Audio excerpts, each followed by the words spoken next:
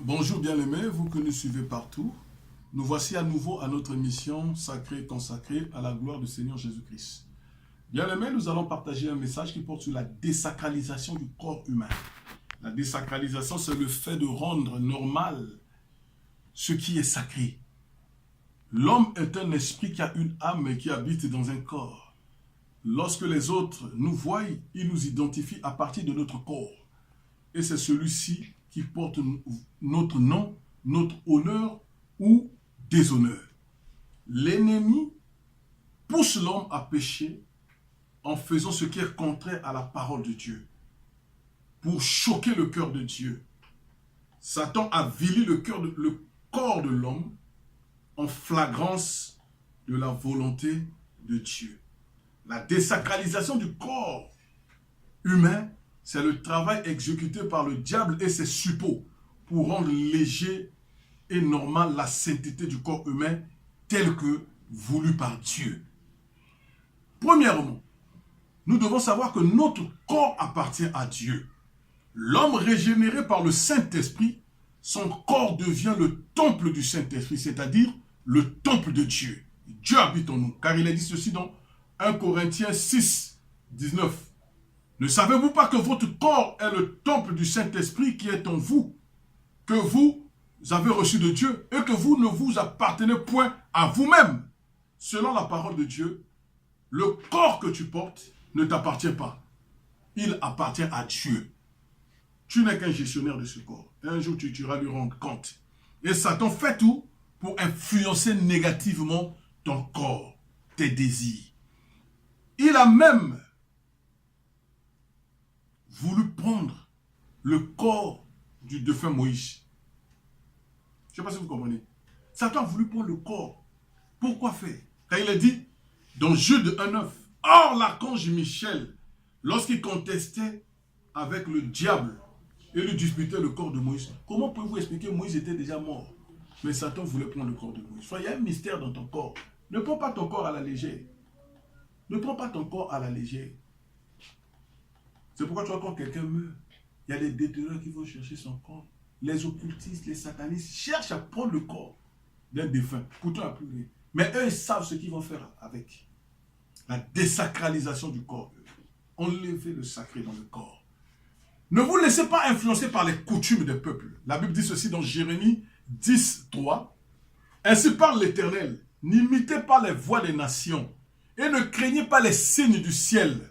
Parce que les nations les craignent, car les coutumes des peuples ne sont que vanité.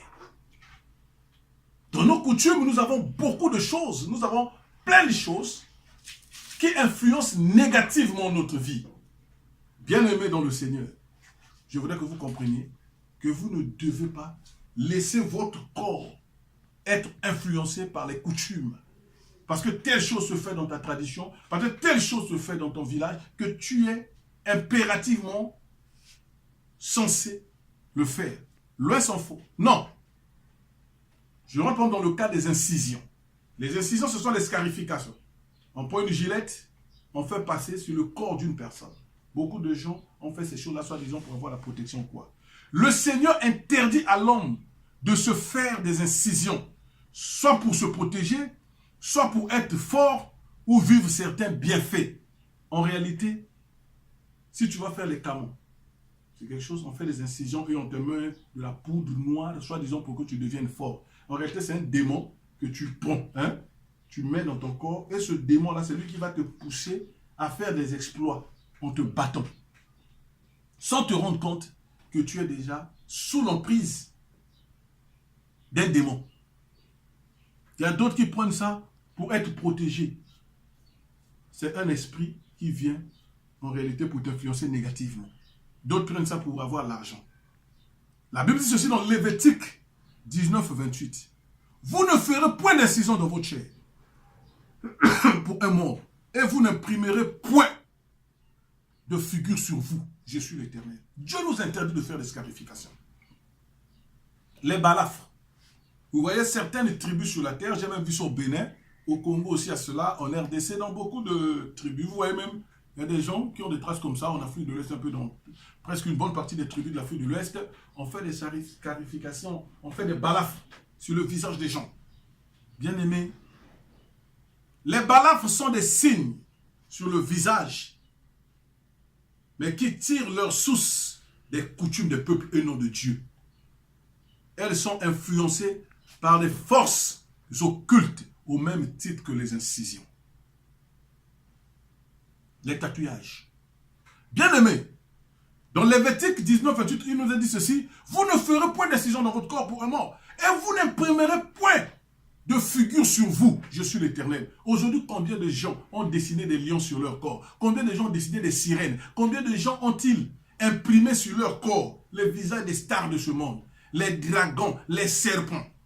Bien aimé, Dieu interdit d'imprimer les visages des sirènes, des lions, des serpents et de diverses figures sur nos corps. Les tatouages sont diaboliques. Si vous les avez faits hier dans l'ignorance ou le péché, nous allons demander pardon à Dieu et détruire leur influence sur votre vie.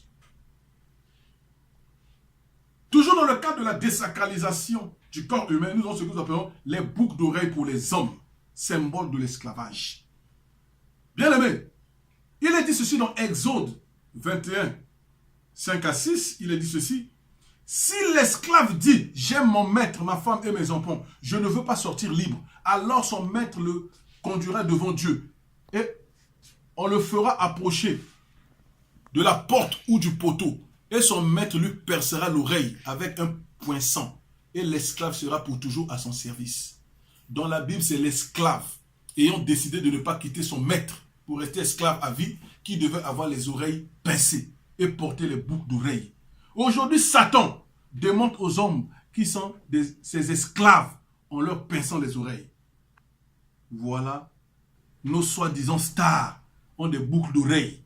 Frère, quand vous voyez les stars, tous ceux qui portent les boucles d'oreilles, les hommes qui ont des boucles d'oreilles, ce sont des gens qui disent à tout le monde que je reconnais être esclave du diable, je reconnais être esclave de la chair, esclave des passions de ce monde.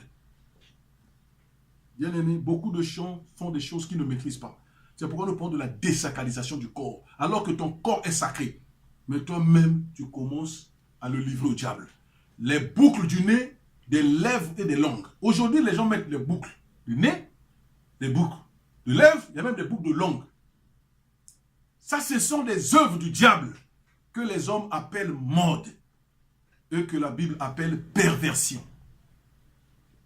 Car il est dit ceci, dans Ésaïe 3:20, 18 à 20, en ce jour, le Seigneur ôtera les boucles qui servent d'ornement à leurs pieds, et les filets et les croissants, les pendants d'oreilles, les bracelets et les voiles, les diadèmes, les chaînettes de pieds et les ceintures, les boîtes de senteurs et les amulettes, les bagues et les anneaux du nez. Vous voyez comment le Seigneur est en train de parler aux filles de Jérusalem, qui devaient leur enlever ça, les anneaux de nez. Donc tout ça, les boucles à lèvres, boucles à lèvres. Je ne sais pas si c'est boucle à lèvres ou bien boucle de lèvres. En tout cas, bien aimé, les gens font cela. Même d'autres mettent ici sur le visage. Soit disant ce sont des stars. Non. Ce sont les œuvres des sirènes. Les œuvres du monde des ténèbres. Mais le monde appelle cela la mode. Acte 2, 40 dit ceci. Et par plusieurs autres paroles, Pierre les conjurait et les exhortait, disant, sauvez-vous de cette génération perverse. Nous vivons dans une génération perverse, car nous sommes au temps du soir. Jésus revient bientôt. Ne l'oubliez jamais. Satan est en train de maximiser les moyens pour emmener le maximum de gens en enfer. Ne l'oubliez pas. La mode que vous voyez aujourd'hui dans ce monde, bien s'habiller, ce n'est pas mauvais. Être fashion propre, ce n'est pas mauvais. Mais s'il faut avoir des boucles de lèvres, des boucles de nez, d'oreilles, comme pour les hommes, de visage, tout ça là, et les hommes et les femmes, boucles de nez, boucles de lèvres, boucles de langue, boucles de visage, c'est pas bien. Les femmes seules peuvent avoir des boucles d'oreilles. Pas les hommes. Un homme qui fait ça esclave. Et le reste des nez, tout ça, vous êtes tous des esclaves. Les chaînettes aux pieds des sœurs. En ce jour, le Seigneur ôtera les boucles qui sortent d'ornement à leurs pieds. Les boucles qui servent d'ornement à leurs pieds et les filets de leurs croissants, les pendants d'oreilles, les bracelets et les voiles, les diadèmes, les chaînettes de pieds et les ceintures, les boîtes de senteurs et les amulettes. les bagues et les anneaux du nez. Ici, je veux même attirer un peu l'attention de certains chrétiens aujourd'hui. Quand on les consacre, certains serviteurs de Dieu, quand on les consacre, on leur donne des bagues. Je ne sais pas d'où viennent ces bagues. Que signifient ces bagues? En principe, un homme de Dieu doit avoir pour bague son anneau. En principe, hein, c'est ça la logique. Je n'ai pas dit, c'est une doctrine. Mais je crois qu'un homme de Dieu ou une servante de Dieu doit avoir à la main en principe une bague. Pas le reste. Donc, bien aimé, je voudrais que vous compreniez ces choses. Au temps du soir, le Seigneur interpelle ses filles à une mode selon sa parole et non selon le monde.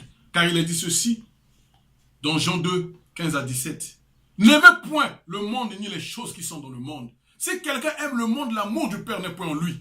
Car tout ce qui est dans le monde, la convoitise de la chair, la convoitise des yeux et l'orgueil de la vie, ne viennent point du Père. Ne vient point du Père, mais vient du monde. Et le monde passe et sa convoitise aussi. Mais celui qui fait la volonté de Dieu demeure éternellement. Les tenues indécentes. Lentement sur moi, je vais vers la fin de mon message. Bien aimé, on vient même à l'église avec des collants, des mini-jupes, des décolletés, des bodys, dessinant toute la poitrine des femmes. Ça, ce n'est pas la mode selon Dieu, mais selon le monde et Satan. Nous devons, tant qu'enfants de Dieu, bien nous vêtir. On peut avoir des habits somptueux, des habits qui coûtent cher, mais propres. Pas venir à l'église, vous avez toute la poitrine qui se dessine, les frères voient la forme de vos seins. Ce n'est pas normal, ce n'est pas décent, c'est impudique. La Bible dit ceci dans 1 Timothée 2,9. Je veux aussi que les femmes, vêtues d'une manière décente avec pudeur et modestie, ne se parlent ni de traite, ni d'or, ni de perles, ni d'habits somptueux. Mais Dieu veut simplement dire, ici ce qui nous intéresse, c'est la partie de la décence. Il faut s'habiller décemment. Il faut s'habiller décemment, frère. Il faut s'habiller décemment, sœur. Les sœurs en mini-jupe. Ça, c'est quelle sœur en Christ? Tu viens à l'église en mini-jupe. Tu n'es pas sœur. Toi, tu n'es pas sœur. Toi, tu es délinquante. Tu fais partie des ramassés. On appelle ces gens-là les ramassés dans la Bible. Les gens qui viennent comme ça, qui suivent les gens par instinct. Et lui aussi, ou elle aussi, rentre dans la foule. Un enfant de Dieu, une enfant de Dieu doit s'habiller décemment. Les boissons alcoolisées, le tabac. La Bible dit ceci dans Proverbe 23, 31-33. Ne regarde pas le vin qui paraît d'un beau rouge, qui fait des perles dans la coupe et qui coule aisément. Il finit par mordre comme un serpent et par piquer comme un basilic. Tes yeux se porteront sur des étrangères et ton cœur parlera d'une manière perverse. Lorsque quelqu'un boit, il fait beaucoup de choses stupides. Même la cigarette n'est pas bonne. Vous savez que Noé a bu, Noé a picolé. Et son dernier fils qu'on appelait Cham a vu la nudité de son père. Lot aimait aussi boire. Lot a bu. Et il a eu des relations incestueuses avec 2 de ses filles. Il a enceinté 2 de ses enfants. Qui ont donné les peuples qu'on appelle les Ammonites et les Moabites. Parce que ces enfants-là s'appelaient Moab et Amnon.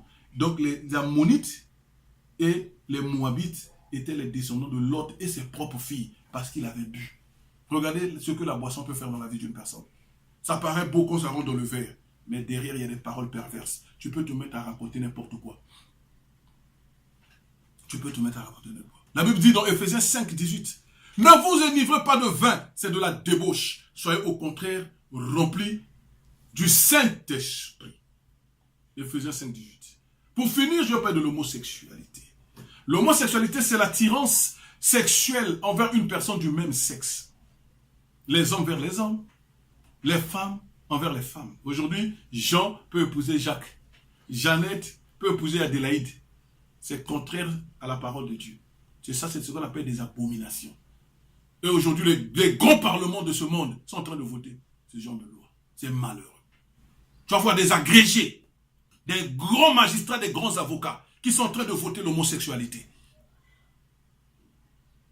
Dans un pays africain ici, un ancien chef d'État qu'on appelait Yahya Jammeh a eu des grands problèmes avec l'Occident simplement parce qu'il était contre l'homosexualité. On lui a fait tous les problèmes du monde.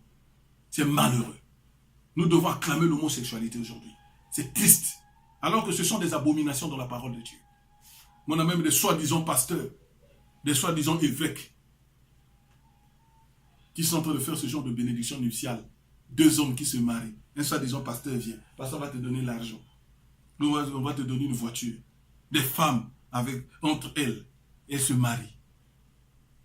Aujourd'hui, nous avons même des mariages homosexuels. La désacralisation du corps humain.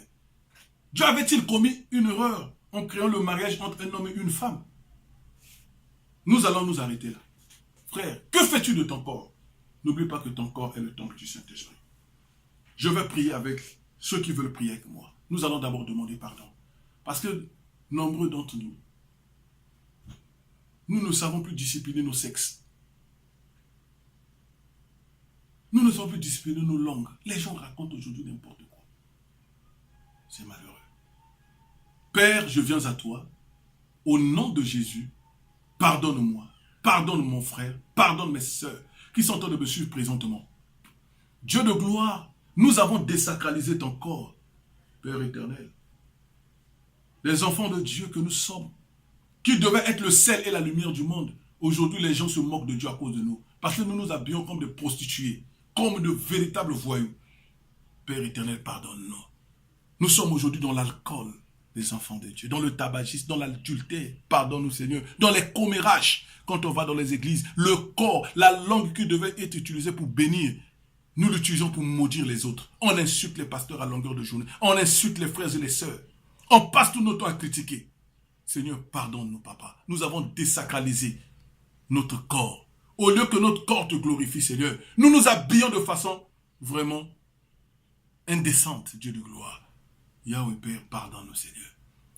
Nous faisons aujourd'hui des choses, Père, qui ne te glorifient pas. Nous sommes dans la masturbation. Oh Seigneur, pardonne tes enfants. Nous sommes aujourd'hui pas dans l'adultère, l'impudicité, dans l'homosexualité. Dieu, pardonne-nous, papa. Tu es mort sur les femmes bois. Ton sacrifice était tellement grand et précieux que tu ne mérites pas que nous puissions, Seigneur, te désacraliser. Merci, Seigneur, au nom de Jésus. Bien-aimé, je vais à prison prier pour toi. Père, tout frère, toute sœur qui nous a écoutés, Seigneur, aide-le au nom de Jésus à prendre des décisions. Oh Père, au nom de Jésus. Quand il marchait là-bas en Galilée, on ne le vit point avec des copines, ni dans des VIP, en train de prendre la bière. Sa vie rendait témoignage qu'il était le Fils de Dieu. Je voudrais marcher comme Jésus. Oh, alléluia. Que Dieu vous bénisse. Béni soit le nom de Jésus-Christ. Amen.